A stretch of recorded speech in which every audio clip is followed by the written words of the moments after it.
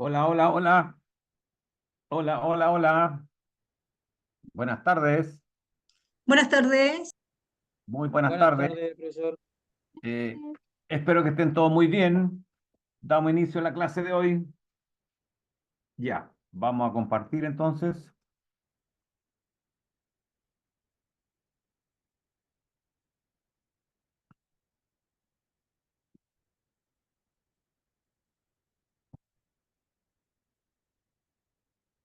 Ya, ¿qué están viendo?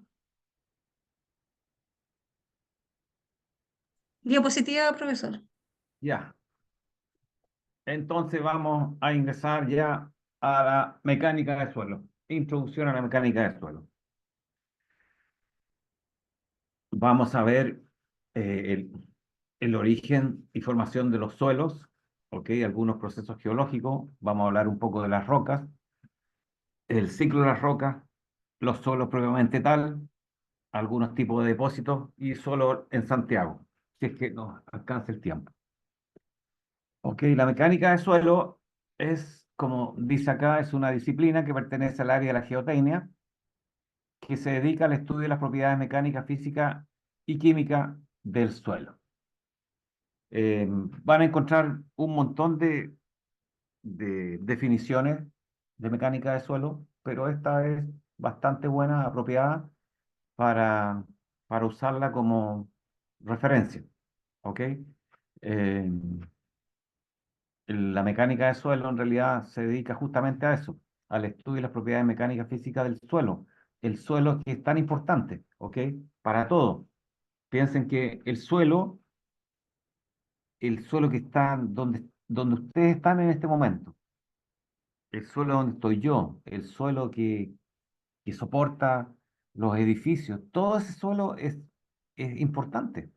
Entonces, y en cada uno de esos lugares se hizo un estudio de suelo para saber si el tipo de suelo donde estaba en ese momento era apropiado para la construcción del edificio, del camino, de la torre, de la casa, etcétera.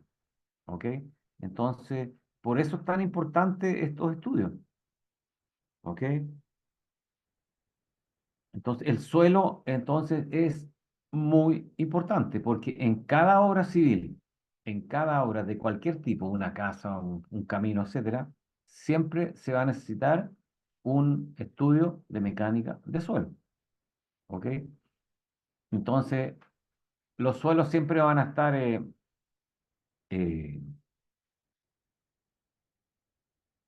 generados prácticamente por distintos tipos de procesos geológicos, ¿ok? Que ocurren en los lugares donde nosotros habitamos, ¿ok?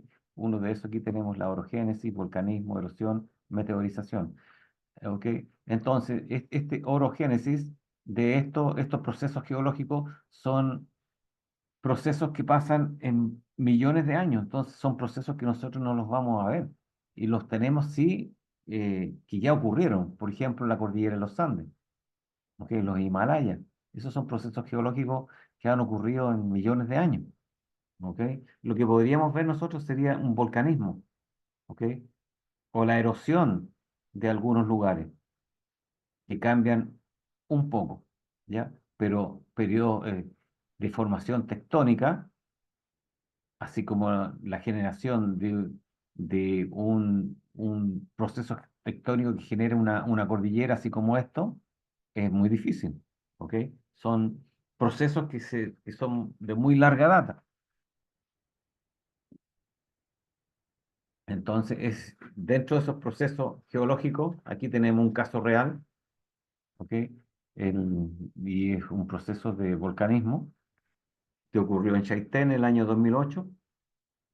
Entonces, una erupción volcánica que estaba cerca del lugar de la ciudad, estaba ubicado acá, entonces se desplazó hacia la parte más baja y llegó a la ciudad y cambió todo el paisaje, ¿ok? Entonces eso es un caso de un proceso geológico importante de volcanismo, ¿ok? Y que nos cambia el paisaje. Y por lo tanto, si cambió el paisaje, cambió también el suelo, ¿ok? Fíjense cómo era, no sé si recuerdan algo de Chaitén y cómo está ahora, miren. Es un cambio notable. ¿Ok? Entonces, dentro de estos procesos, como ya hemos comentado ya, en la orogénesis son periodos de deformación tectónica y eso da origen a unas estructuras como las que ya mencionamos hace un momento atrás. Por ejemplo, la cordillera de los Andes, los Himalayas, los Alpes europeos. ¿Ok? Entonces son levantamientos que ocurren en la corteza terrestre o son hundimientos. Eh, y estos elementos, estos procesos dan origen a estos elementos, las rocas. ¿Ok? Entonces, las rocas, como definición, tenemos que las rocas son agregados naturales duros y compactos de partículas minerales con fuertes uniones cohesivas permanentes que habitualmente se consideran un sistema continuo. ¿Ok? Esto es otra definición que hay que tenerla en cuenta, las rocas. ¿Ya? Y las rocas se van eh, disgregando, se van meteorizando, van cambiando sus composiciones, se van deteriorando. Y eso va lentamente, va generando los suelos. Y todas las rocas siempre van a estar afectadas a los procesos geológicos ambientales, que van a fracturar y van a alterar la roca, la van a meteorizar. Entonces, esta fracturación, esta alteración de las rocas es lo que también se denomina meteorización y va cambiando la estructura de la roca, la forma de la roca, y eso va generando los suelos lentamente. Esto no ocurre en 2 días, en un año, en 100 años. Son miles de años, millones de años.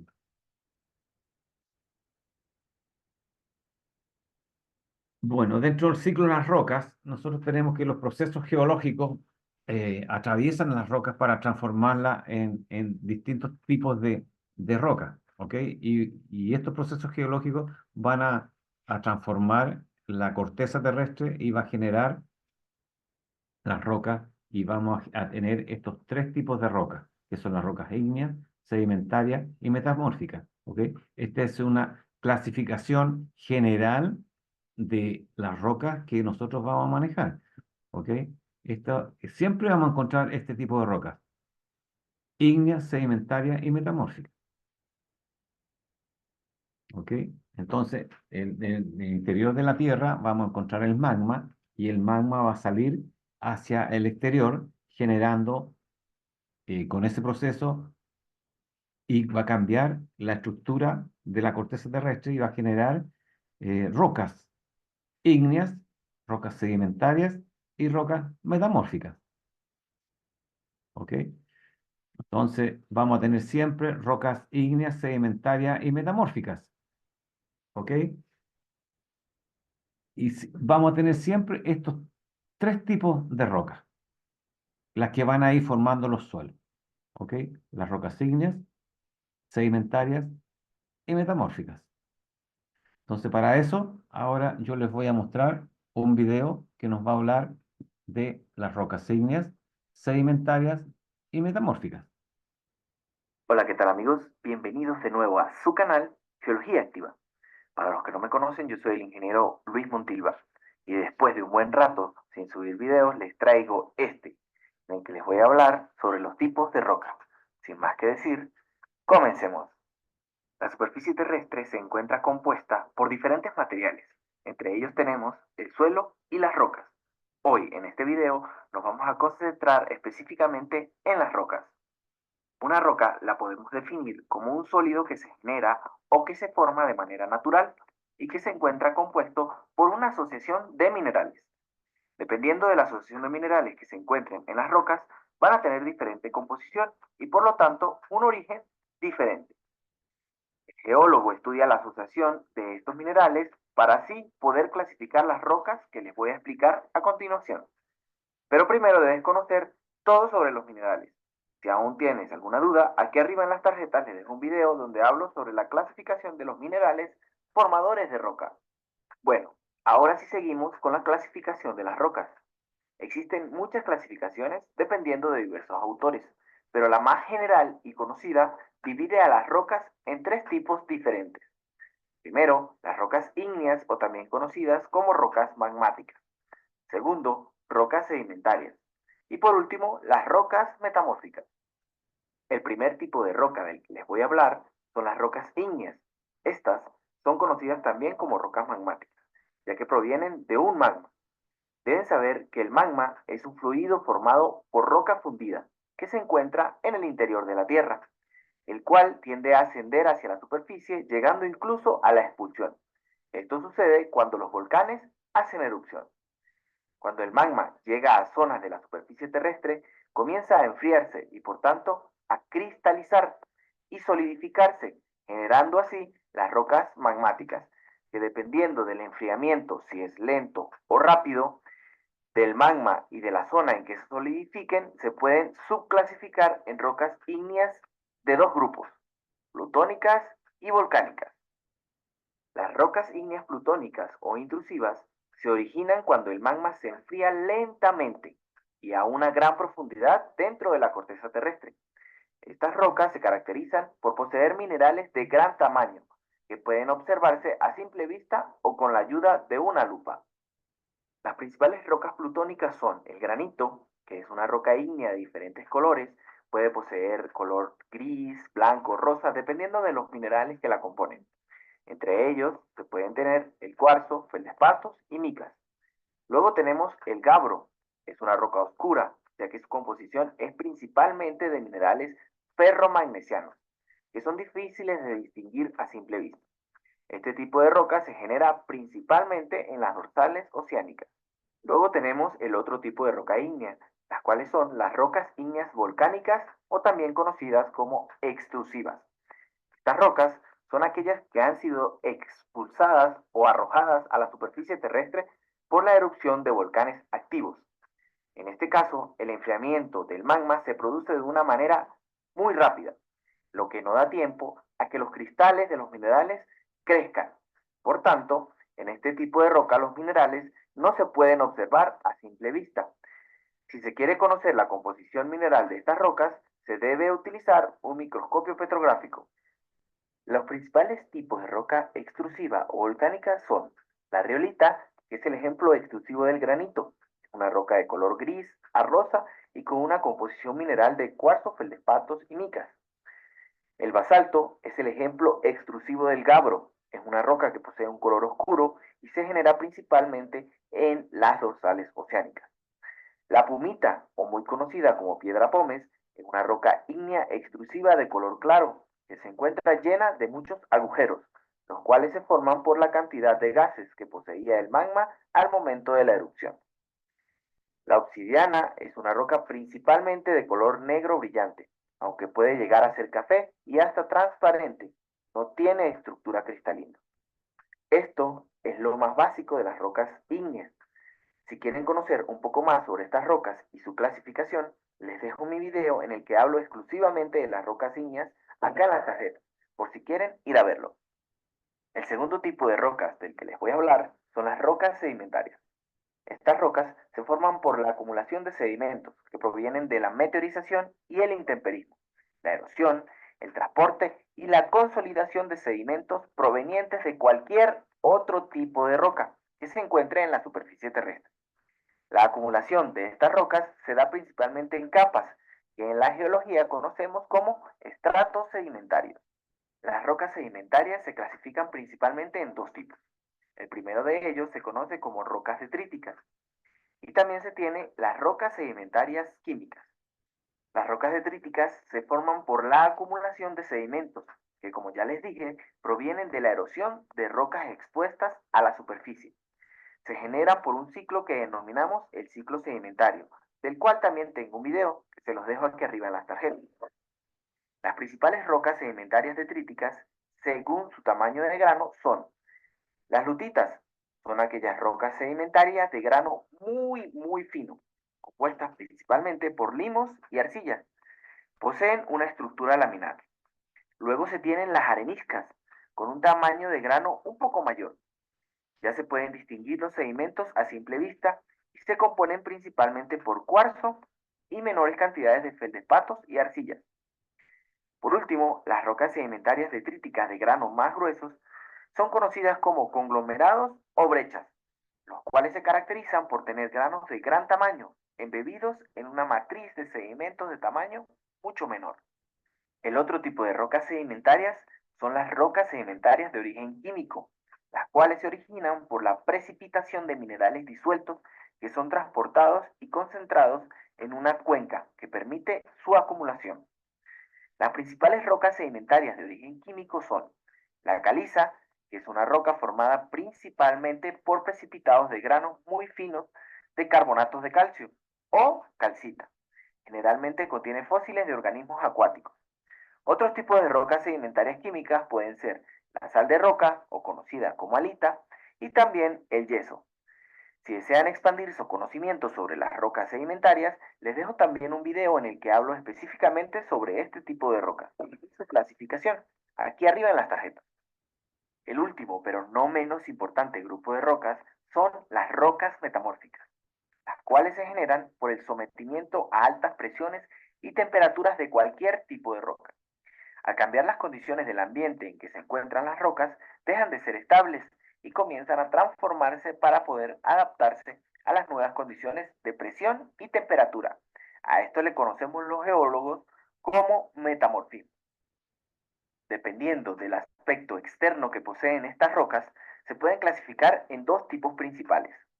Las primeras son las rocas metamórficas laminares, las cuales se generan por la composición mineral, que son principalmente micas, y al ser minerales con forma laminar, generan especies de capas con planos de debilidad, que pueden separarse y romperse fácilmente. Las rocas metamórficas laminares más conocidas son la pizarra, que es la que posee menor grado de metamorfismo. Esta roca se separa en láminas finas, son de colores variables, pero principalmente negras. Poseen una superficie brillante por la presencia de cristales de mica. Luego tenemos el esquisto, el cual posee un grado de metamorfismo mayor. Se puede observar con un gran brillo por el mayor crecimiento de cristales de micas. En este caso, las láminas pueden ser deformadas y se consiguen minerales como el granate, la andalucita, la cianita y la estaurolita. Y por último, el gneiss es una roca que se encuentra bandeada, donde se separan los minerales oscuros, ferromagnesianos, de los minerales claros como el cuarzo y los feldespatos. Este tipo de roca es la que posee mayor grado de metamorfismo. El segundo grupo de rocas metamórficas son las que se conocen como cristalinas. Estas rocas no poseen láminas y se caracterizan por romperse de manera irregular, sin separarse en láminas. Generalmente son homogéneas y compuestas por pocos minerales. Las rocas metamórficas cristalinas más conocidas son, en primer lugar, el mármol, que proviene del metamorfismo de rocas carbonáticas, como la caliza y la dolomía. Pueden presentar varios colores y hasta vetas de diferentes tonalidades. Por último, la cuarcita, que proviene principalmente del metamorfismo de areniscas cuarzosas. Su principal mineral componente es el cuarzo. Presenta diferentes colores que van de blanco a rosa y es una roca muy dura y resistente a la meteorización. Si desean aprender un poco más sobre este tipo de rocas, aquí arriba en las tarjetas tengo un video donde explico todo lo que deben saber sobre el metamorfismo y las rocas metamórficas, para que vayan a verlo. Si les gustó este video, no olviden suscribirse a mi canal. Hola, ¿qué tal, amigos? Bienvenidos de nuevo a su canal. Bien, ya tienen información de las rocas ígneas, sedimentarias y metamórficas. Esto es solamente información, ¿ok? Es cultura, como digo yo, porque lo más importante que yo les voy a preguntar va a ser la clasificación general de las rocas ígneas, metamórficas y sedimentarias, ¿ok? Ahora vamos a ver eh, todo lo que está relacionado con el suelo, que es el suelo, los tipos de suelo, la composición, los horizontes, origen y formación de los suelos, cómo se desintegran y cómo se transportan. Y finalmente vamos a terminar con un resumen del origen y formación de los suelos. ¿Ok? ¿Qué es el suelo? Disculpen que aquí pasó algo. Ya, ¿qué es el suelo? Ahí hay una definición. Dice, el suelo es un elemento natural compuesto de minerales, agua, gases y material orgánico. ¿Ok? Esto es simplemente el suelo.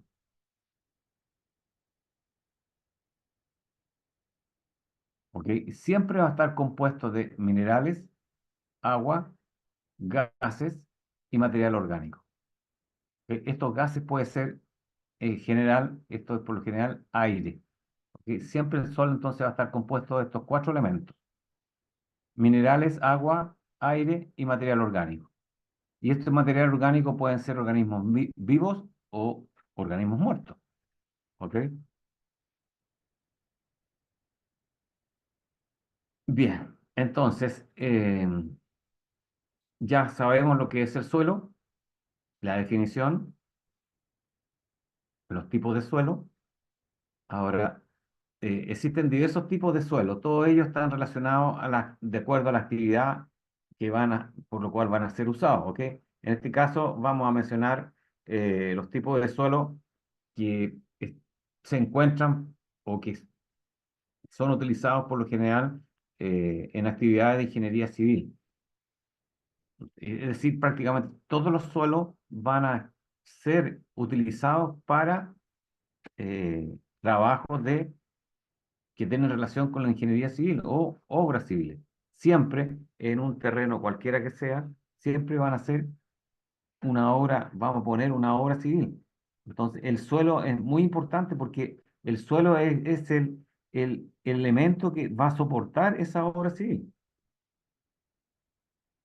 ¿Ok? Entonces, dentro de la clasificación de los suelos, vamos a hacer una clasificación general, ¿ya? Y esa clasificación siempre va a ser de este tipo. Vamos a tener solamente cuatro clasificaciones de suelo, que son las gravas, las arenas, los limos y las arcillas. ¿Ok? Entonces, cuando es grava, el suelo va a ser un suelo gravoso. Cuando es arena, los suelos van a ser arenosos. Cuando es limo, suelos limosos. Y cuando es arcilla, suelos arcillosos. ¿Ok? Entonces, con esto también nos damos cuenta que en el fondo vamos a tener una clasificación de suelos más simple. ¿Ok? Entonces van a ser suelos gruesos y suelos finos. Los suelos gruesos van a ser las gravas y las arenas, y los suelos finos van a ser los limos y las arcillas. Y no hay más. ¿Ok? Eso es una clasificación muy general. Después vamos a ver, cuando aprendamos a clasificar los suelos, vamos a poder clasificar los suelos que van a ser de distinto tipo. Puede ser un suelo arenoso con partículas de limo o con partículas de arcilla. ¿Ok? Entonces, siempre va a haber una mezcla de suelo. Dentro de las características de los suelos, en este caso los suelos granulares o suelos gruesos, vamos a tener el tamaño de las partículas, ¿ok? Y el tamaño de las partículas de las gravas fluctúan entre 8 y 10 centímetros hasta 2 milímetros, ¿ok? Sus características son muy permeables y sus componentes se observan a simple vista. ¿Qué son las gravas? Las gravas son, en el fondo son, ustedes conocen el ripio, ¿cierto? El ripio es una grava. O las piedras, cuando en un sector donde hay río y se ve pedregoso, esas son gravas. ¿Ok? Y las partículas, cada piedra es una partícula. Y esas partículas tienen estos tamaños, entre 8 y 10 centímetros hasta 2 milímetros. Esos son las gravas. En el caso de las arenas, las partículas fluctúan entre los 2 milímetros y 0,06 milímetros. ¿Ok? También son muy permeables y sus componentes también se pueden observar a simple vista. Es fácil determinar. Todos hemos visto gravas y todos hemos visto arenas. Nosotros vamos a la playa y vemos arena. Y en la playa podemos observar distintos tipos de arena. Hay arenas gruesas y arenas finas. ¿Ok? Pero sus partículas siempre van a estar entre los 2 y los 0,06 milímetros. Entonces, estos dos, la grava y la arena, son suelos gruesos. Ahora, en cuanto a los suelos finos, tenemos los limos y las arcillas. Los limos tienen un tamaño de partícula que fluctúa entre los 0,06 milímetros y 0,02 milímetros. ¿Ok? Entonces sus partículas son más chicas que la arena fina, ¿ok? Que tiene 0,06 milímetros.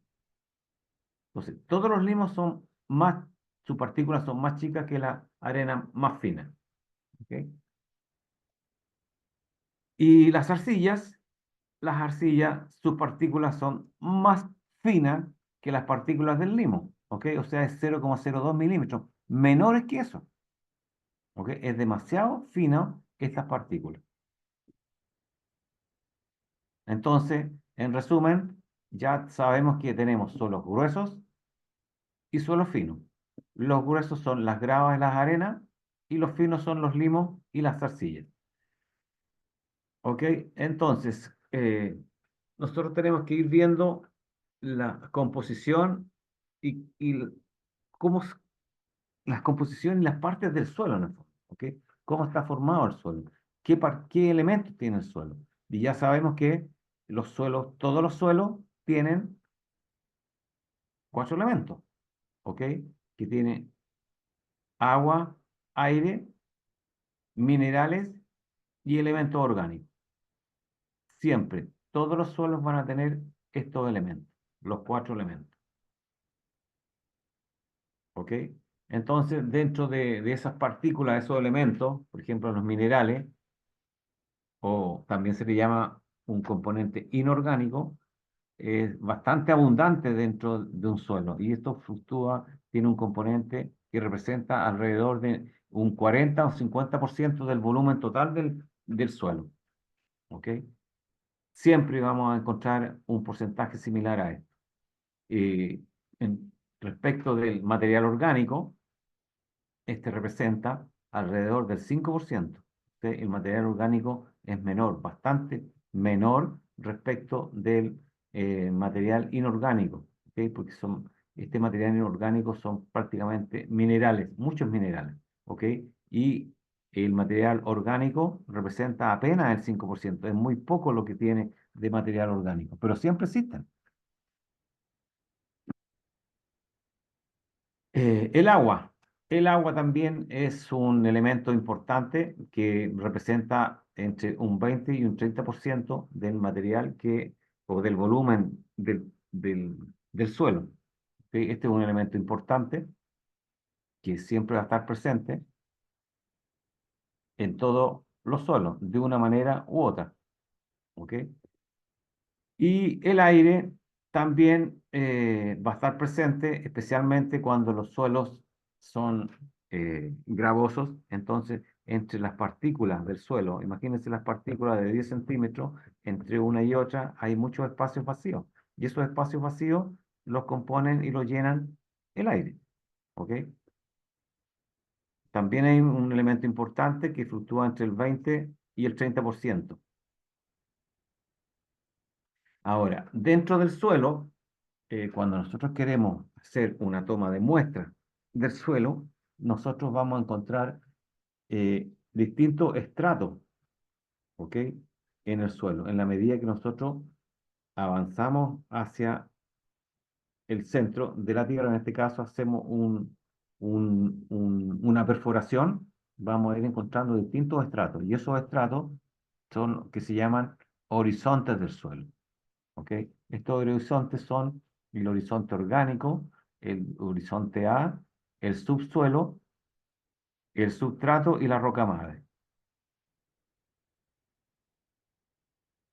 Entonces, el horizonte O, este es un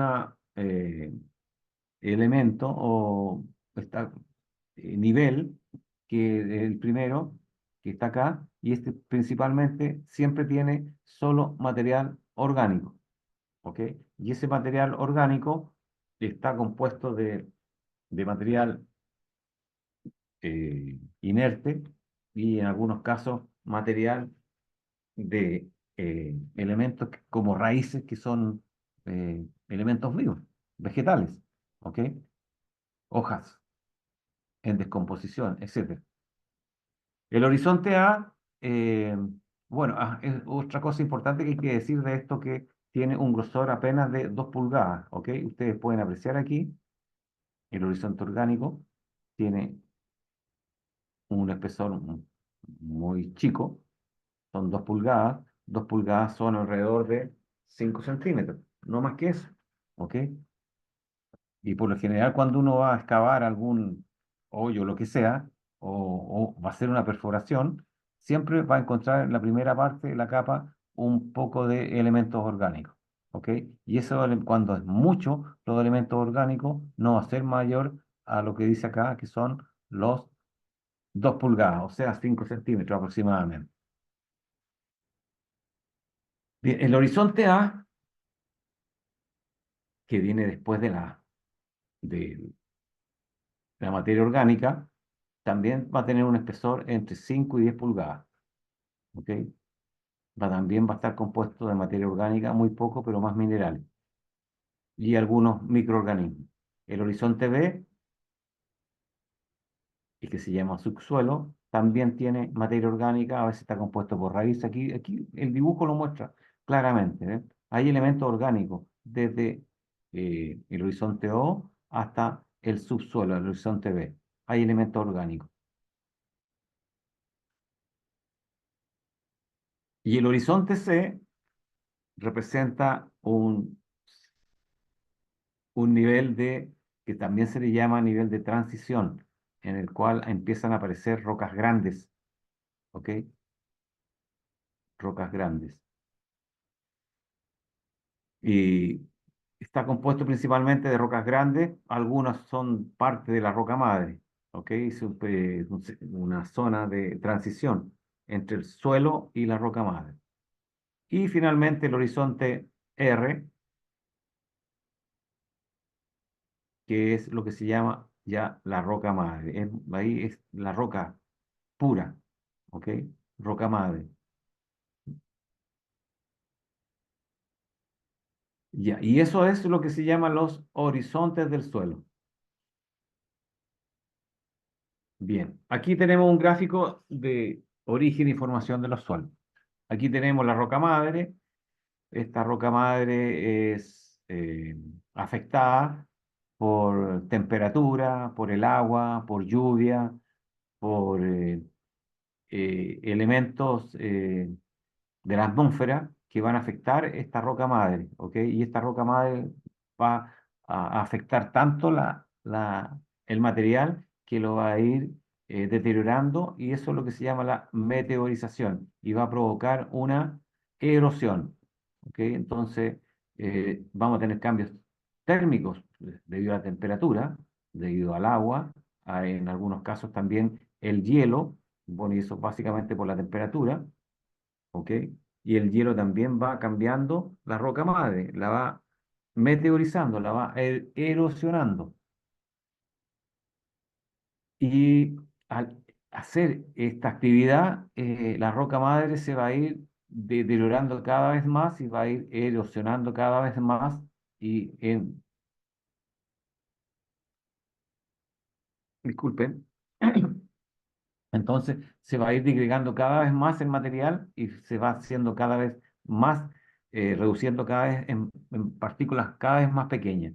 ¿Ok? Entonces, al ir meteorizando toda esa información, o sea, ese material, debido a la gravedad, al agua o al viento, estos son desplazados y van siendo depositados en otros sectores. ¿Ok? Y aquí vamos a tener materiales gruesos, materiales finos. ¿Ok? Y eso va a ir generando un suelo que puede ser de distintos tipos. Ya sabemos que puede ser un suelo grueso y un suelo fino. ¿Ok? Y así es la forma y formación de los suelos, una forma general de verla, ¿ok? Cómo es afectada la roca madre. Aquí se inicia el origen de los suelos, desde la roca madre. ¿Ok?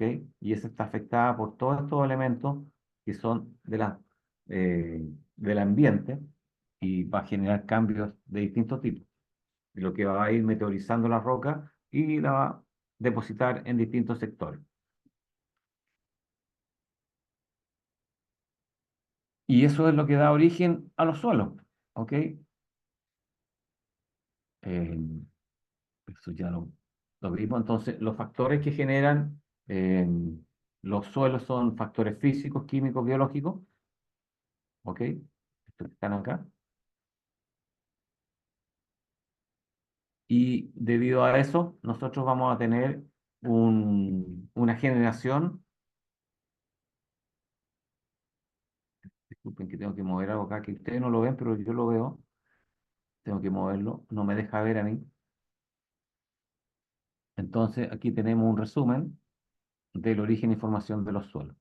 Entonces, el origen siempre van a ser la roca madre, ¿ok? O rocas preexistentes.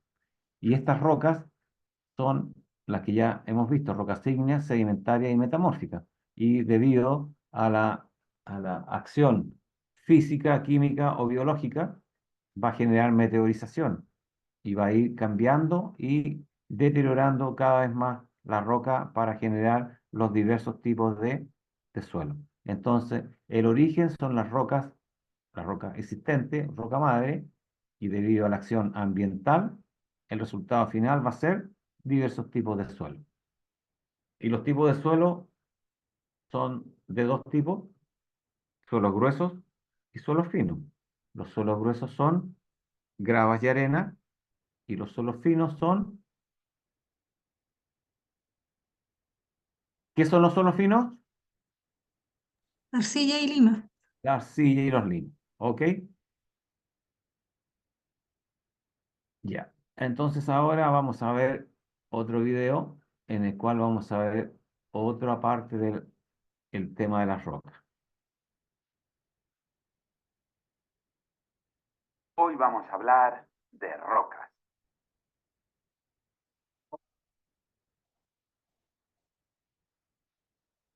A ver, lo admito, así de entrada no parece un tema apasionante. Pero, ¿y si te dijera que para comprender cómo se forman las rocas, vamos a hacer un viaje a través del tiempo en el que vas a visitar el planeta Tierra durante su formación? Vas a ver volcanes, la acción del hielo y el agua y vas a descubrir cómo chocan las placas tectónicas. ¿A que ahora suena más interesante? Pues ajustate las orejas, enciende las neuronas y apriétate la goma de las bragas, porque hoy vas a comprender el ciclo de las rocas. Hace unos 4.600 millones de años, en nuestra zona de la Vía Láctea, una nebulosa, que es una gran nube de polvo y gas que flota en el espacio, colapsó sobre sí misma debido a su gran masa. Los materiales se concentraron y, por la fuerza de la gravedad, los más pesados se quedaron en el centro, comenzando a formar el Sol. La gran masa de ese Sol naciente hizo que se formara un disco protoplanetario, aplanado y que giraba alrededor del Sol. Y entonces comenzaron a formarse los planetas. La teoría de los planetesimales es el modelo que mejor explica cómo pudo suceder. La fuerza de la gravedad hizo que el polvo y el gas que flotaban alrededor del Sol comenzaran a juntarse. Y cuanto más grandes eran los agrupamientos, más masa tenían, atrayendo más polvo, gases y rocas, entrando así en una dinámica en la que lo que al principio eran unas cuantas partículas juntas acabaron convirtiéndose en protoplanetas y, posteriormente, en planetas. Durante cientos de millones de años, los planetas, como la Tierra, fueron atrayendo la enorme cantidad de meteoritos que aún orbitaban alrededor del Sol. Y fueron tantos los impactos que convirtieron los planetas en un infierno al rojo vivo. Así es como se explica que el interior de la Tierra esté tan caliente, ya que además de tener hierro, tiene muchísimos materiales radioactivos, sometidos a una enorme presión y que despiden muchísimo calor. Finalmente, tenemos que tener en cuenta que la Tierra era una bola fundida en sus orígenes. Cuando los meteoritos dejaron de impactar, la capa externa se fue enfriando poco a poco, haciendo que finalmente la corteza se convirtiera en una capa sólida y fría. Pero como todo se enfría desde fuera hacia adentro, aún queda un enorme calor remanente de cuando la Tierra se formó, lo que, unido a la radioactividad del núcleo, hace que en el centro de la Tierra la temperatura supere los 6.000 grados.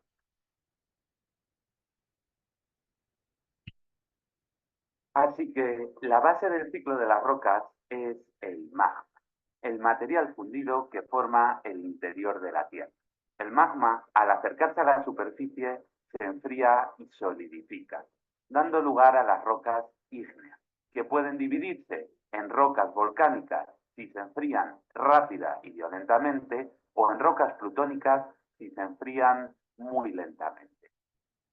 ¿Pero qué sucede cuando estas rocas quedan expuestas en la superficie? Pues que comienzan a meteorizarse. Es decir, que los agentes modeladores del relieve, como la lluvia, el hielo o los seres vivos, atacan y deshacen la roca, fragmentándola en partículas más y más pequeñas. Esas partículas, llamadas sedimentos, son arrastradas hacia abajo por el viento o el agua, hasta que acaban siendo depositadas en alguna depresión. Aunque para depresión, la que yo tengo cada vez que me toca corregir los exámenes de mis alumnos.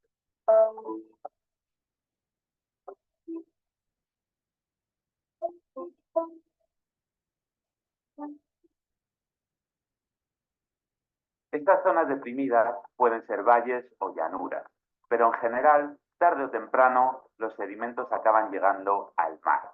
Y aquí empieza lo gordo, porque en las zonas del mar cercanas a la costa se van acumulando grandes cantidades de sedimentos, que, con su peso y el del mar, van aplastando y comprimiendo las capas inferiores.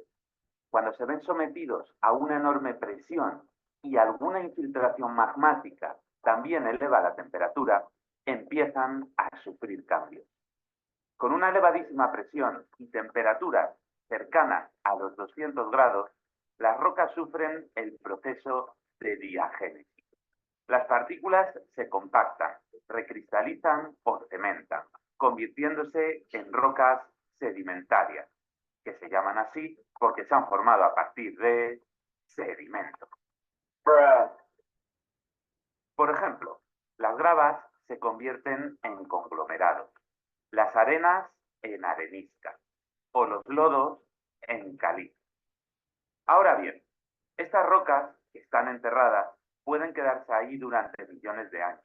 O puede ser que las placas choquen y las rocas sean empujadas de nuevo a la superficie, donde volverán a ser atacadas por los agentes modeladores y se volverán a erosionar y a convertir en sedimentos. Pero también pueden suceder otras cosas. Si la roca sedimentaria permanece enterrada y una intrusión magmática eleva la temperatura de la zona, sufre un proceso llamado metamorfismo, dando lugar a las rocas metamórficas, que están más compactadas y cristalizadas que las rocas sedimentarias. Por ejemplo, la arenisca se transforma en cuarcita, la caliza se convierte en mármol, o los conglomerados se transforman en metaconglomerados. Y son súper curiosos, porque se puede ver cómo las gravas de los conglomerados quedan completamente aplastadas y apepinadas por la presión.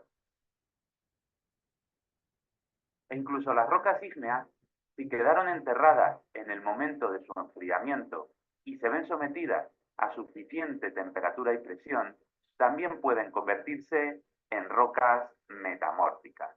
¿Y qué pasa si las fuerzas tectónicas vuelven a sacar a la superficie estas rocas metamórficas? Pues que, como ya te imaginas, volverán a ser atacadas por los agentes modeladores y se volverán a erosionar y a convertir en sedimentos. Pero puede haber un camino alternativo. Si, por ejemplo, cualquier tipo de roca, ya sea ígnea, sedimentaria o metamórfica, es arrastrada por la corteza hacia el interior de la Tierra. Entonces se fundirá, convirtiéndose de nuevo en magma, y quizás volverá a salir a la superficie dentro de millones de años. Como ves, el ciclo de las rocas se repite sin parar. Es un ciclo interminable que lleva funcionando desde hace miles de millones de años. Es el ciclo sin fin.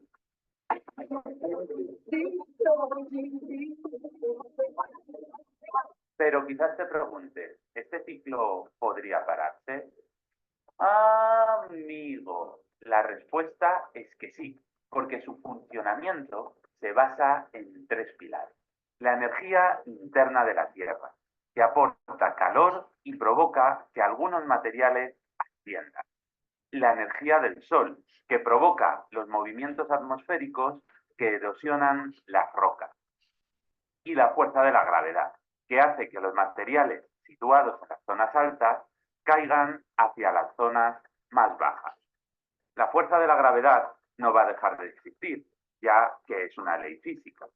Y el Sol algún día se enfriará, pero antes habrá crecido tanto que nos habrá engullido. Pero antes de que esto suceda, será el interior de la Tierra el que se enfríe. Dentro de millones de años, los materiales radiactivos del núcleo decaerán y el calor remanente de la Tierra irá cada vez siendo menor. Al enfriarse, el manto se volverá más espeso. Las corrientes de convección se ralentizarán y no tendrán fuerza suficiente para arrastrar las placas tectónicas. Entonces, la tectónica de placas se paralizará. Y mientras tanto, la lluvia, el hielo y el viento seguirán erosionando el relieve, que cada vez será más y más plano, sin posibilidad de volver a elevarse. Todos los sedimentos serán arrastrados bajo los océanos, hasta que desaparezca el relieve y el planeta se convierta en una esfera perfecta cubierta de agua. El mundo habrá desaparecido bajo el mar y todos sus habitantes se desvanecerán. Bueno, todos no.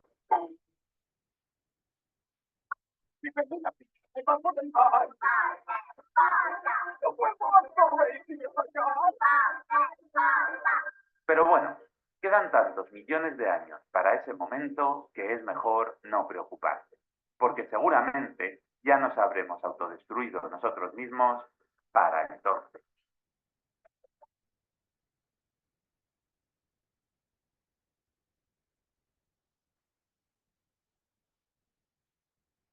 Muy posible que si has llegado hasta aquí te interese ver el vídeo sobre la evolución geológica de la península ibérica, donde explico al detalle cómo ha ido cambiando el relieve desde la era primaria.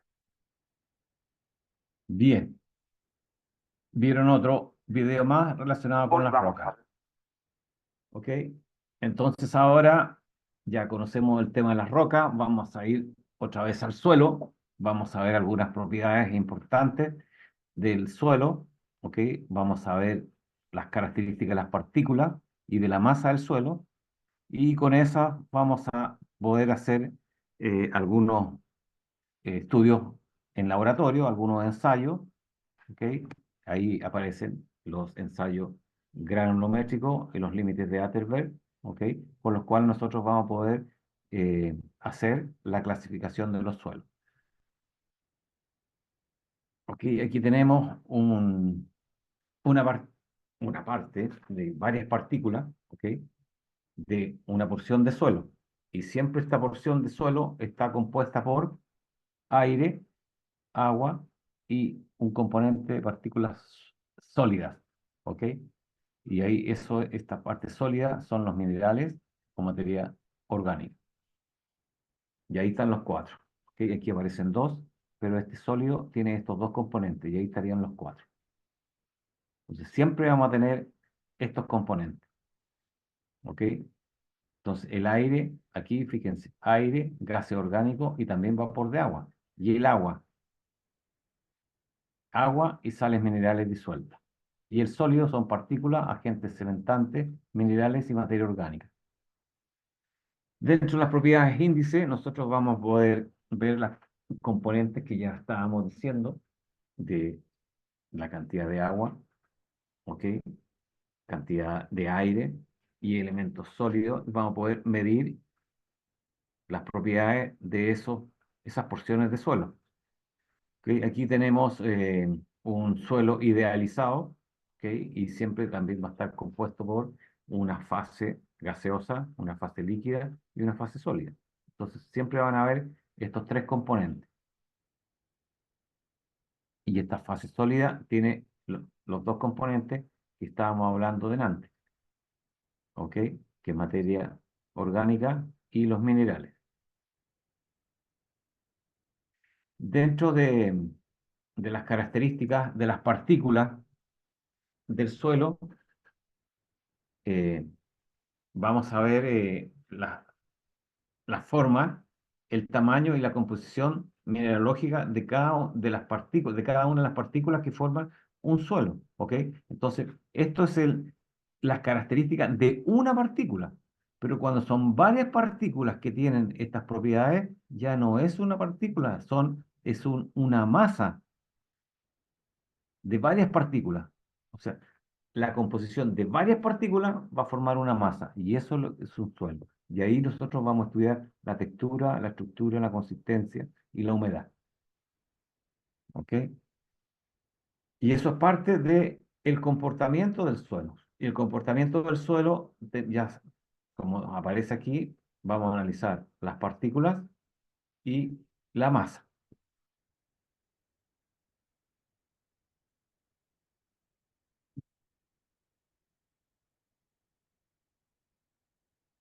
Bueno, aquí hice lo mismo.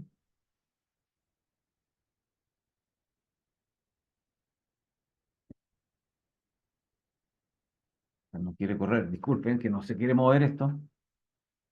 Eh, no quiere moverse. Bueno, seguimos con las características de las partículas del suelo. Entonces, las características de partículas del suelo, vamos a ver la forma, el tamaño y la composición mineralógica. Vamos a ver si ahora se mueve. Ya se movió. Entonces, la forma es una característica de las partículas del suelo especialmente granulares. Entonces, ¿y por qué hablamos de especialmente granulares? Porque es la que se puede observar fácilmente, ¿ok? A simple vista, la forma que tiene una partícula de un suelo granular. Recuerden que el suelo granular tenemos las gravas y tenemos las arenas. Y las gravas y las arenas las podemos observar a simple vista. Por lo tanto, podemos observar la forma de las partículas de un suelo granular. ¿Ok? Y esas formas eh, pueden tener una forma angular, redondeada, subangular y subredondeada. Ya lo vamos a ver en un gráfico. ¿Ok? También podemos ver el tamaño de esas partículas. ¿Ok? Es más difícil ya cuando nosotros hablamos de suelos finos. Es difícil medir una partícula de arcilla o una partícula de un limo. Y es más fácil medir una grava una partícula de una grava y una partícula de la arena. Entonces ya tenemos dos elementos que podemos observar a simple vista de los suelos granulares: la forma y el tamaño. ¿Ok? Entonces aquí tenemos, por ejemplo, las características de las partículas del suelo. La forma en los suelos granulares. ¿Ven? Aquí tenemos la forma redondeada, angulosa. Y también podemos medir estas partículas fácilmente. ¿Ok? Es distinto cuando se trata de los limos. Es más difícil. Recuerden, en los limos, fíjense, es de 0,02 milímetros. Es difícil medir 0,02 milímetros. Y en el caso del suelo de arcilla, es más fino todavía. O sea, las partículas dice aquí que son menores a 0,02 milímetros. Entonces, es muy difícil medirla. ¿Ok? Y también es muy difícil observar la forma en forma eh, visual. Sin embargo, con los suelos granulares podemos observar fácilmente la forma y el tamaño. No ocurre lo mismo con los limos y las arcillas. Vamos a ver un video en el cual se va a hacer una clasificación de las partículas del suelo en forma visual.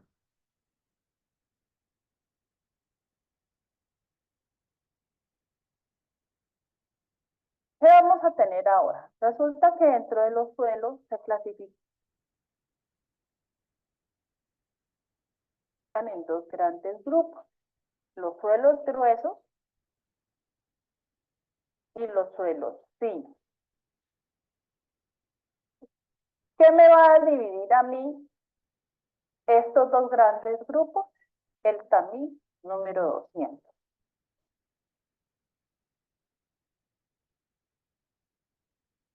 Dentro de los suelos gruesos vamos a tener dos grandes grupos que van a ser las arenas y las gravas.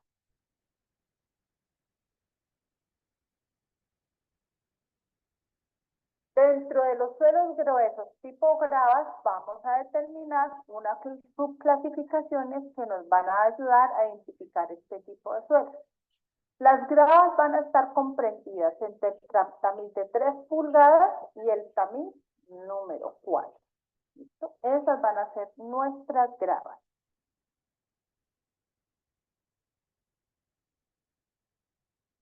Dentro del tamaño de las gravas vamos a tener dos subtamaños que van a ser las gravas gruesas, chicos, y vamos a tener las gravas finas. ¿Listo? ¿Cuáles van a ser las gravas gruesas? Las gravas gruesas van a ser los tamaños que estén comprendidos entre el tamiz de 3 pulgadas y el tamiz de 3/4 de pulgada. Para que ustedes se hagan una idea, las gravas gruesas van a ser parecidas como a un limón, a una pelota de ping-pong, a una naranja, de pronto a una manzana más pequeñita, ¿sí? Son este tipo de partículas, mira, los que ustedes pueden ver ahí. O sea, sí sabemos que entre el tamiz de 3 pulgadas y 3/4 hay muchos más tamaños, claro, por eso están aquí comprendidos. Pero es para que ustedes se den cuenta. Entre un limón, que puede ser ese pequeñito, a una pelota de tenis, una pelota de ping-pong. Todos esos tamaños están comprendidos dentro de las gravas gruesas. Tenemos ahora las gravas finas. Las gravas finas van a estar comprendidas entre el tamiz de 3/4 y el tamiz número 4. ¿Con qué lo vamos a comparar en nuestra vida, chicos? Las gravas finas pueden ser una uva chilena, ¿sí? Una canica con las que muchos nosotros jugábamos, de esos bolitas de jugar bolitas, otros juguetes, no sé, que ustedes podrían obtener en su casa que se me puedan parecer a este tipo de material. Para en tamaño ustedes se pueden dar cuenta cómo son las gravas finas.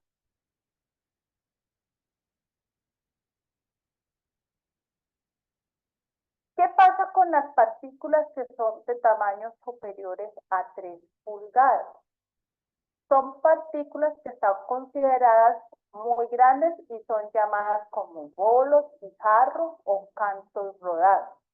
¿Cómo los identifico, chicos? Porque me caben perfectamente en la mano y en algunas ocasiones son mucho más grandes que mi mano. Son partículas que pueden ser extraídas de un río o de una cantera, como en este caso.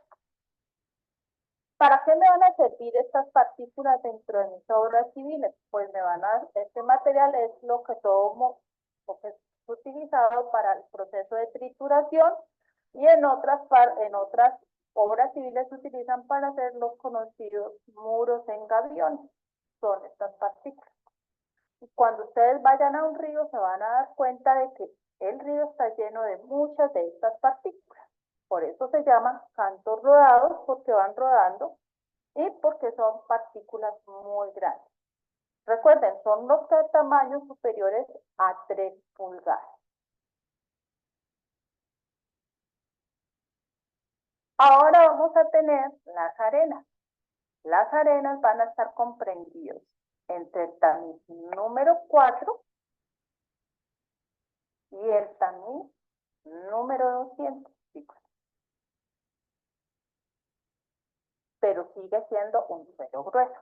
Ahora, dentro de este rango vamos a tener unos subtamaños que van a ser las arenas gruesas, las arenas medias y las arenas finas.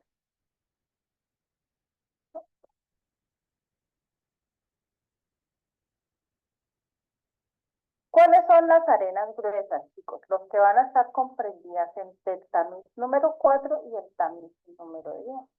Para que se hagan una idea, las arenas gruesas son más o menos del tamaño de un frijol, del rojito, del tamaño de ese frijol que le llaman bola negra o del más chiquito, o como unas perlas. Si en su casa su mamá tiene una perlita, pues perfectamente uno puede decir que más o menos son de ese tamaño, ¿sí? El tamaño predominante, más o menos de ese rango, del frijol a las perlas están estas gradas. Puede ser también de ese maíz grandote que ahorita está llegando, que es ese maíz parbolizado o transgénico que ustedes pueden encontrar.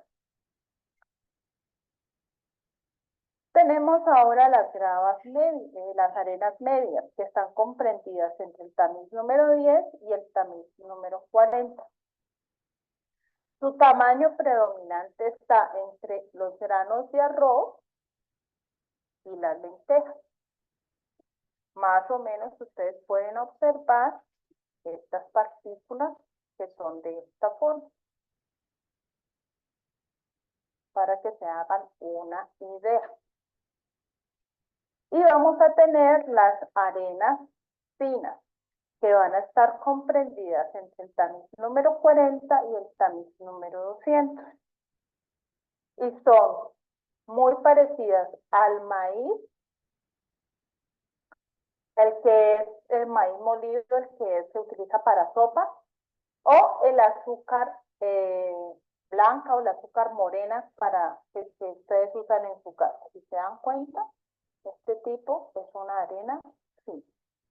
¿Para qué vamos a utilizar nosotros estos materiales en nuestras obras civiles? Para la producción de concreto. ¿Sí? Dependiendo nuestro tipo de concreto, pues utilizaremos la arena que más se ajuste a nuestro uso. Y en sí, pues para muchas obras civiles, chicos, no solamente para la producción de concretos, para la parte de pavimentos también se usan para mezclar con otros materiales y poderle dar al suelo resistencia o disminuir, aumentar un poquito vacíos o dependiendo del uso, pues se utilizará nuestro tipo de arena.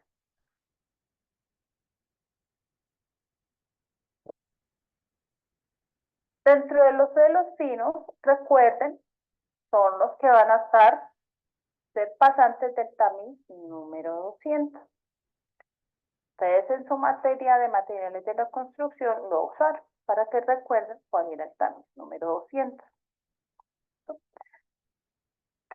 Dentro de los suelos finos vamos a encontrar los limos y las arcillas.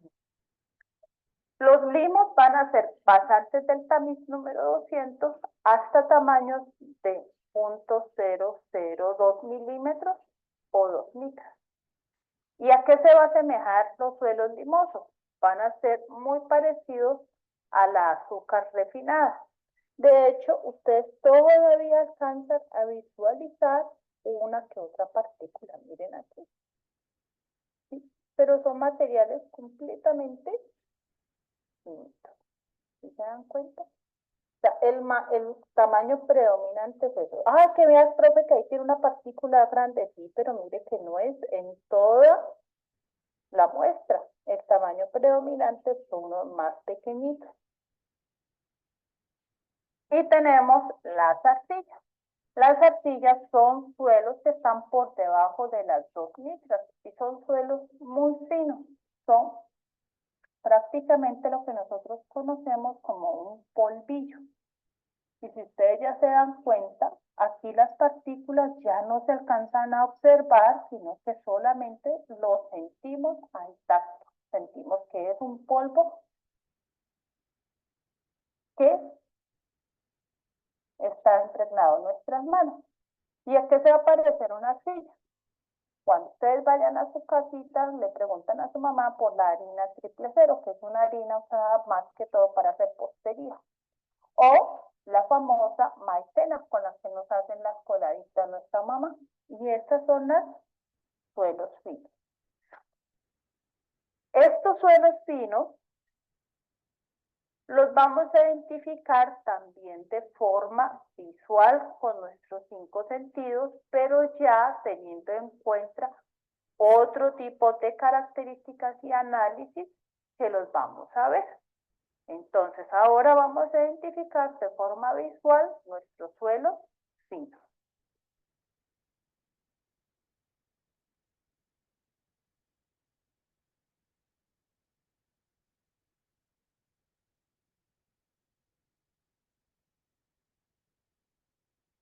Bien, ya pueden ustedes ver que se puede hacer una clasificación de suelo en forma visual, de acuerdo y a la forma en la cual se mostró en el video. ¿Ok? Entonces aquí tenemos nuevamente los suelos granulares, tenemos las gravas, tenemos arena, ¿ok? Y fácilmente nosotros podemos ver la forma y también podríamos hasta medir cada una de las partículas. Es distinto con los suelos finos. Los suelos finos, como ustedes vieron en el video, es más difícil, ¿ok? Es difícil separar un grano de arcilla, ¿ok?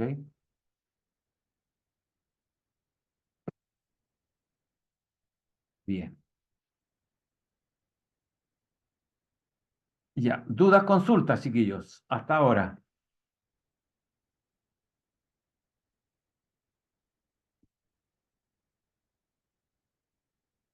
Ya, vamos a continuar entonces. Déjenme. No, Ya, profe, hasta el momento. ya, ok. No hay problema. La 2.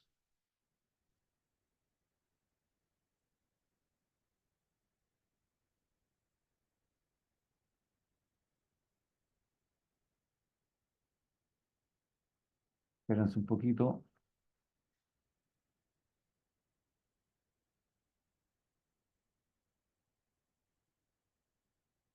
Esperen un poquito que estoy buscando la otra presentación.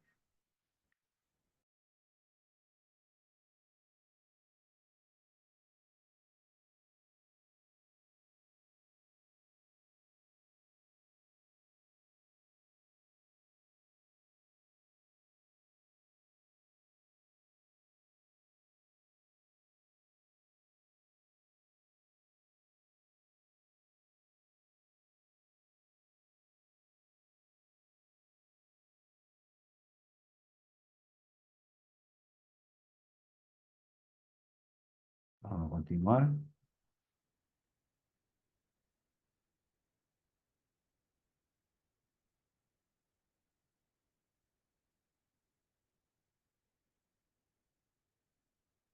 Ya estábamos viendo esto. ¿Ok? Vimos las partículas de un solo granular fácilmente. ¿Ok? Acá también fácilmente en forma visual podemos definir y podemos medir y observar las partículas de los suelos granulares y es distinto cuando tenemos los suelos finos. ¿Ok? Entonces aquí tenemos suelo grueso, suelo fino. El suelo grueso fácilmente lo podemos observar, el suelo fino es más difícil. ¿Ok?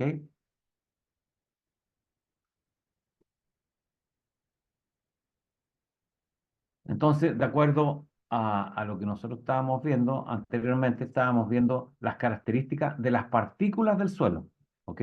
Pero ahora cuando es una masa de suelo, la observación que nosotros tenemos que ver es distinta. Ahí tenemos que ver la textura, la estructura, la consistencia, ¿ok? Y tenemos que ver la humedad. Y a ese tipo de masa de suelo también ya le podemos nosotros empezar a hacer algunos estudios o algunos ensayos, ¿ok? Como ensayos de granulométrico o ensayos de límites de Atterberg, ¿ok? Ahí nosotros tenemos que ver el grado de finura, la uniformidad de toda esa masa. Por ejemplo, aquí tenemos si esta masa de suelo, las partículas son uniformes o no son uniformes. ¿Ok? Entonces, todas estas cosas, todos estos elementos, estas características, se observan, en este caso, ya no de una partícula, sino que de la masa del suelo.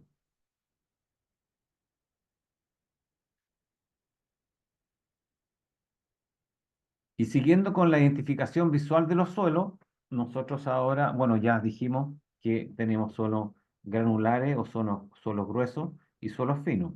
Las gravas y las arenas son suelos gruesos y las arcillas y los limos son suelos finos. ¿Ok? Entonces, de acuerdo a esto, nosotros podemos observar y visualmente y hacer una clasificación de suelo. ¿Ok? Pero una clasificación de suelo general.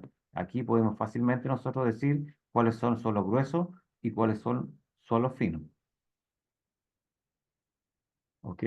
Dentro de esta observación visual de los suelos, podemos hacer una identificación de suelo grueso y también definir, como ya dijimos, suelos finos. ¿Ok?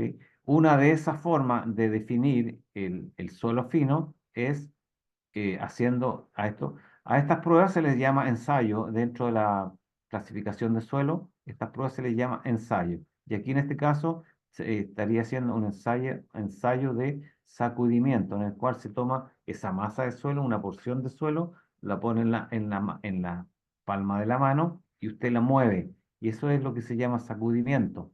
¿Ok? Y ahí usted va a poder observar el tipo de suelo que tiene en la mano. ¿Ok? El otro ensayo es este que se llama amasado, para ir viendo la consistencia de ese suelo. ¿Ok? Siguiendo con la identificación visual de los suelos, acá nosotros también podemos visualizar los suelos, ya dijimos, los suelos gruesos y los suelos finos. Y también los podemos medir, especialmente los suelos gruesos. Los finos es muy difícil. Eh, Aquí dentro de la observación e identificación visual, también podemos incluir ciertas características como son cuál es el suelo predominante, ¿ok? ¿Cuál es el porcentaje de suelo o partículas de un tipo que son más predominantes? ¿Ok? Aquí dice porcentaje estimado de bolones, en el caso de las gravas cuando hay partículas que son bastante grandes. ¿Ok? El tamaño máximo de las partículas.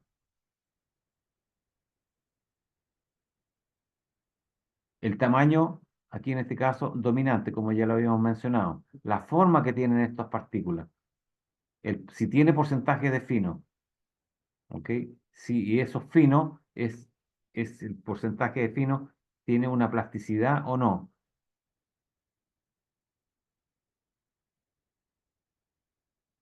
Dentro de esta identificación visual de los suelos, hay elementos que también se consideran en la observación visual, ¿ok? De los suelos finos y los suelos gruesos, como por ejemplo, ya dijimos, el tamaño de las partículas.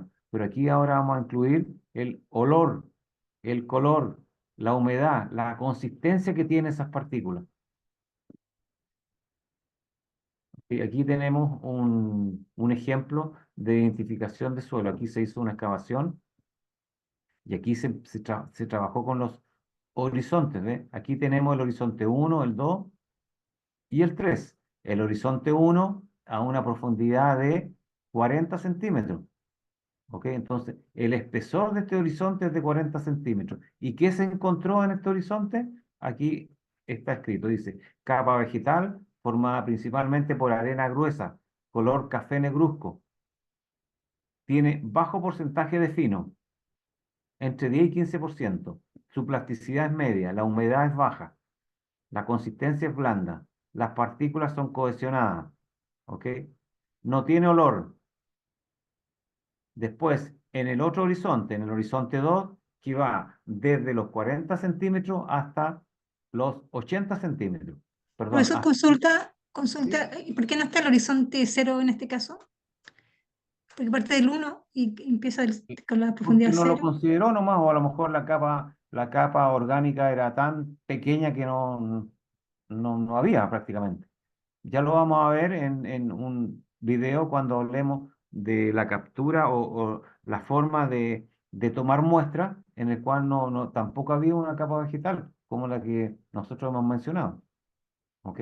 Aquí en este caso, no, yo supongo que no había. ¿Ok? Ya entonces tenemos, Aunque parta del 0 metro. Porque aunque ahí yo, parta de 0 metros. ¿Sí? Sí, en algunos casos simplemente no hay capa vegetal o, bueno, yo creo que es fácil Pero observar de igual repente. comenta la capa vegetal. ¿Cómo? Es que tiene capa vegetal el uno, por eso lo comentaba. En la descripción del horizonte uno. Sí, pero no lo consideró eh, solamente como capa vegetal solo, ¿ok? Entonces no lo midió. En este caso no lo midió como debería haber sido, ¿no? Entonces partió ahí del horizonte uno y lo consideró como horizonte uno sin la designación que nosotros hemos hecho, ¿ok? Pero aquí está escrito, esto es lo que vale. Entonces, y la separación entre el horizonte uno, el 2 y el 3. Y aquí está la descripción de lo que encontró, ¿ok? E incluso más, aquí son 40 centímetros de espesor.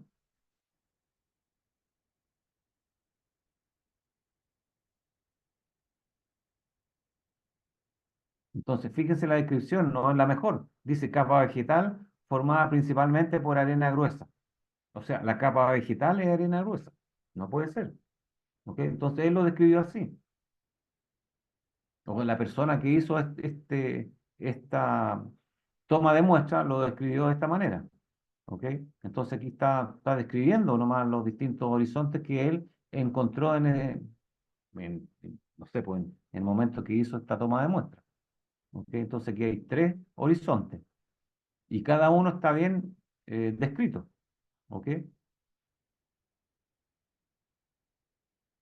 Entonces, dentro de esa descripción también puso estas notas especiales, ¿ok? El nivel freático no se detectó. Esto quiere decir que no encontró agua, ¿ok?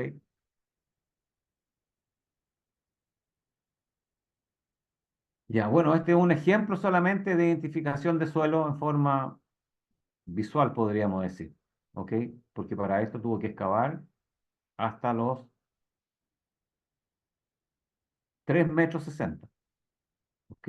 Entonces, ahora vamos a ver una forma de toma de muestra similar a esta descripción. Y aquí ustedes van a poder apreciar cómo se hace la toma de muestra de suelo por medio de esta exploración que se llama Calicata.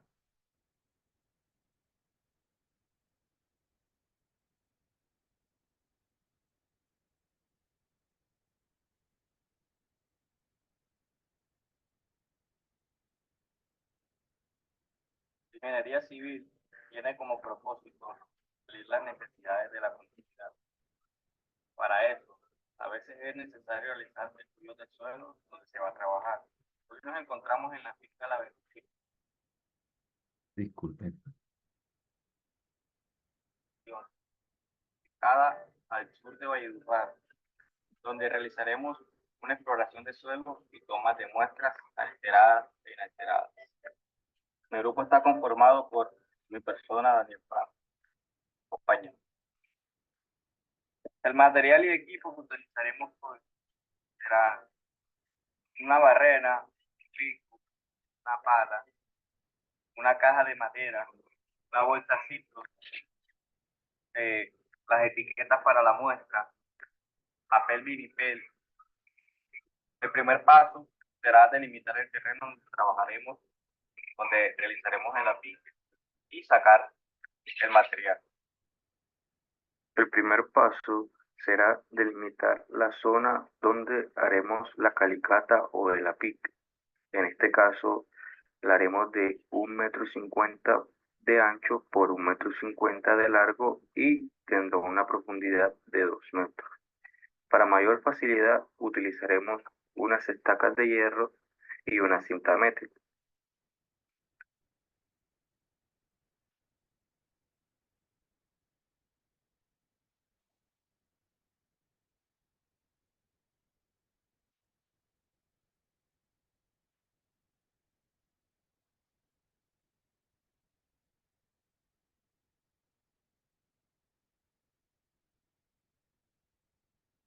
Paso número 2 será realizar la excavación del terreno. En este caso nos ayudaremos de un palillo y una barra para soltar el material y una pala para extraer. La temporada de lluvias en la zona pasó hace aproximadamente un mes y 15 días, lo que causa que el terreno esté un poco más rígido de lo común. Por eso, para extraer la capa vegetal, lo que hicimos fue utilizar el palín y cuando encontramos otro estrato de suelo que está un poco más rígido, utilizamos la barra.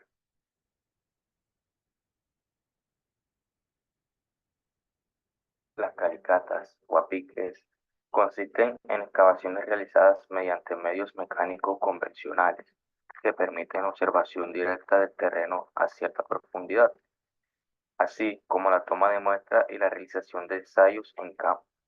Tiene la ventaja de que permiten acceder directamente al terreno, pudiéndose observar las variaciones litológicas, estructurales y discontinuidades de este, así como tomar muestras de gran tamaño para la realización de ensayos y análisis. Uno de estos objetivos de la exploración de suelo y la toma de muestras son la determinación de los diferentes estratos que componen el suelo, que serían los perfiles, la determinación de las características físicas del suelo, la clasificación de los suelos y la determinación de las características químicas del suelo. El número de puntos de exploración o calicatas que se realizarán en el terreno depende mucho del tipo de construcción. Si es una construcción de vías o carreteras o si es una construcción de edificaciones o obras.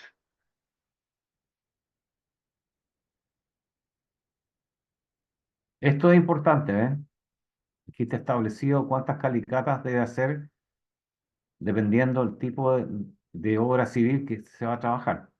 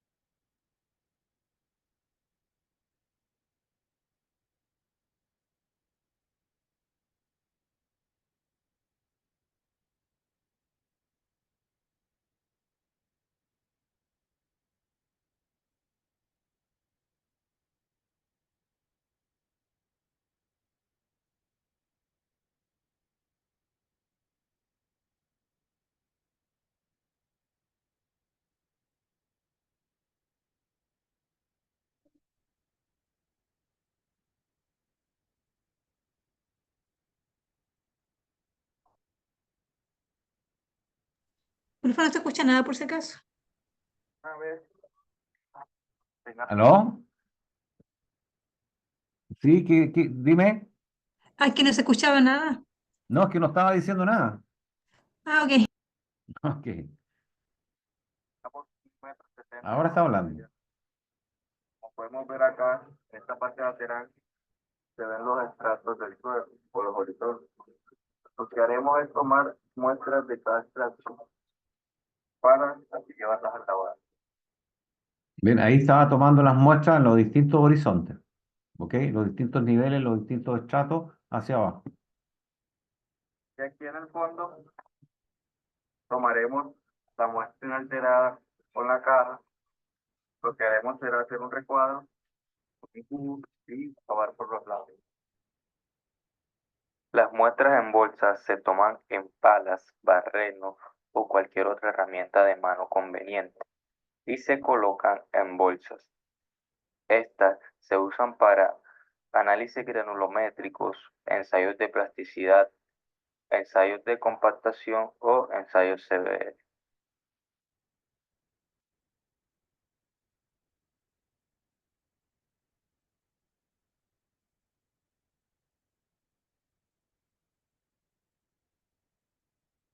Una vez ya tomada la muestra del extracto, procedemos a marcarla para que no vayamos a tener ningún problema a la hora de tomar cada laboratorio de la muestra.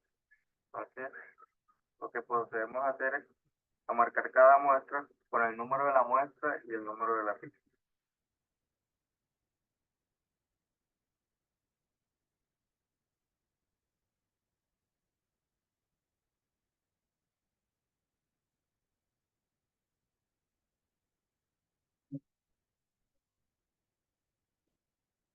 Ya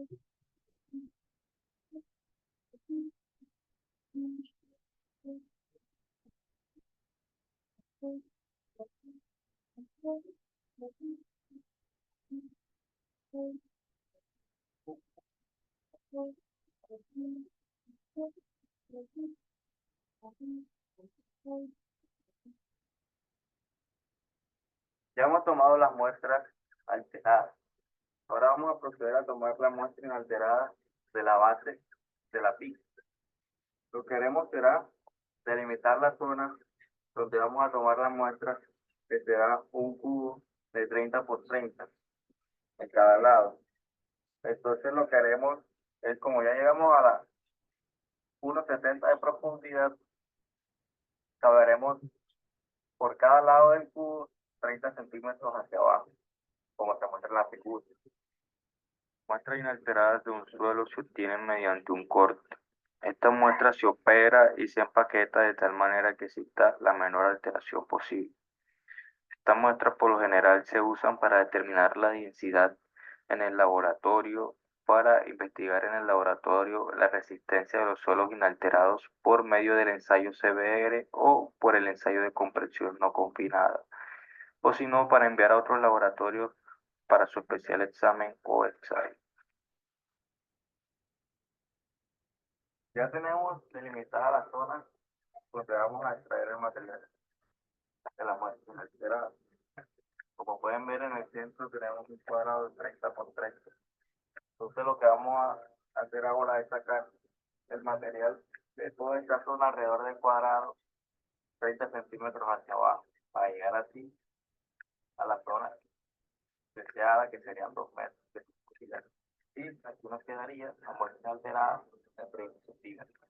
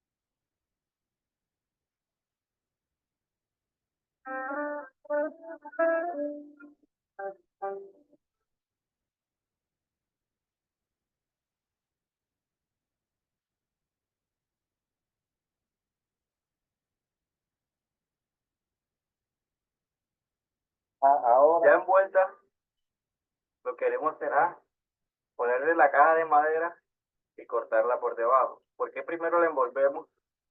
La envolvemos primero porque si cortamos la muestra, lo más probable es que se nos desarme. ¿Por qué? Porque el suelo donde estamos extrayendo la muestra está muy seco y está poco compactado, entonces se desborona fácilmente. Entonces ahora lo que haremos será ponerle la caja de madera y cortar por debajo la muestra. Después forraremos la caja con papel vinipel.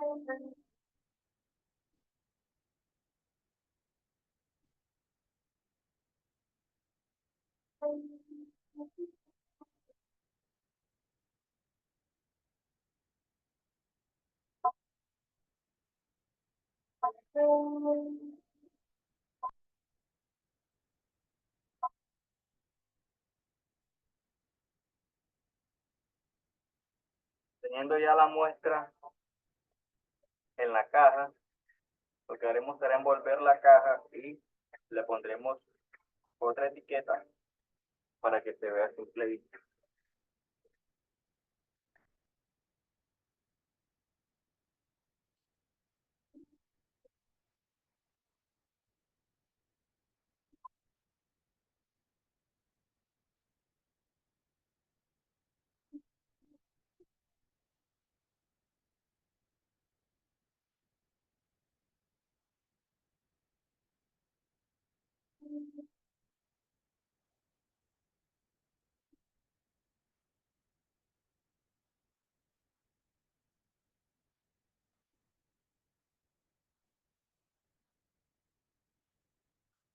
Bueno, y aquí ya hemos terminado la exploración del suelo, la toma de muestras alteradas e inalteradas.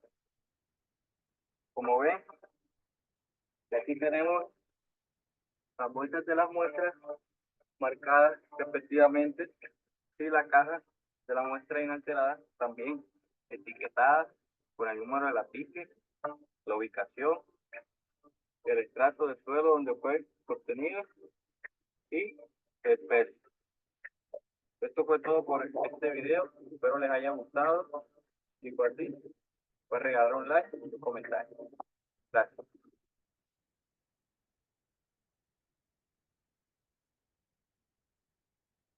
Bien, ya vieron ustedes ahí una forma de toma de muestra de suelo, ¿ok? Y con esas toma de muestras, con esas muestras van a ir al laboratorio para ver los distintos ensayos que se pueden hacer con esas tomas de muestras, ¿ok? Y después de eso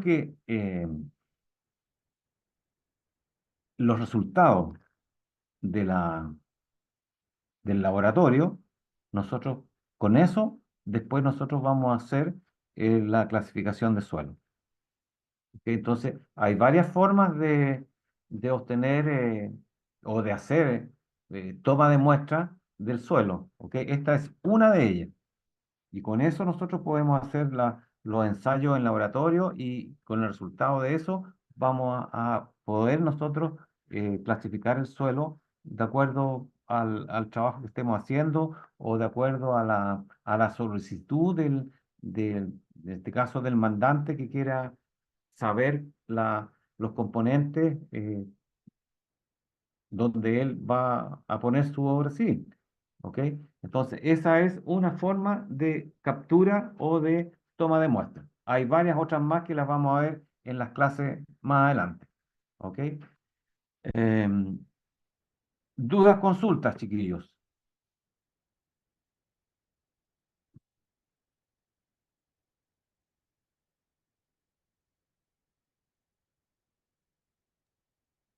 No, profe, todo claro, profe. Ok, ya. Bien, bueno, esta clase va a quedar hasta acá y nos veríamos, hoy día es jueves, nos vemos el sábado. ¿Ok? Nos encontramos el sábado y vamos a continuar con esto. Vamos a ver otros videos que ustedes van a ver una toma de muestra un poco distinta, pero que también se utilizan para tomar las muestras del suelo en el cual nosotros vamos a trabajar. ¿Ok? Así que y tienen que sacar nota de los videos, especialmente este último que es la toma de muestra, porque eso es importante para la clasificación de suelo. ¿Ok? Así que yo les recomiendo que lo vean un par de veces y tomen las notas, y incluso más, ahí aparecen en el video los elementos importantes de ese trabajo que se está haciendo en el terreno. ¿Ok? Ya muchachos, jóvenes, aún, espero que estén todos muy bien y nos encontramos en la próxima clase. ¿Ok? Esto lo dejamos hasta aquí porque ya con esto tenemos harta materia. ¿Ok? Así que esta semana tenemos que terminar una parte de esto y para entrar al tema de la clasificación propiamente tal. Listo.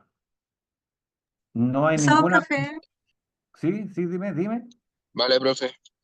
Ya, ok. Me está despidiendo, profe, disculpe. Ah, ya, disculpen, ya, pues. Entonces nos vemos, pues. Que estén todos muy bien y nos encontramos el viernes. Hoy, El no, sábado, pues, profe. Buenas noches, perdón, profe. el sábado. Ya, que estén todos muy bien. Chao, chao. Buenas noches. Vale, chao.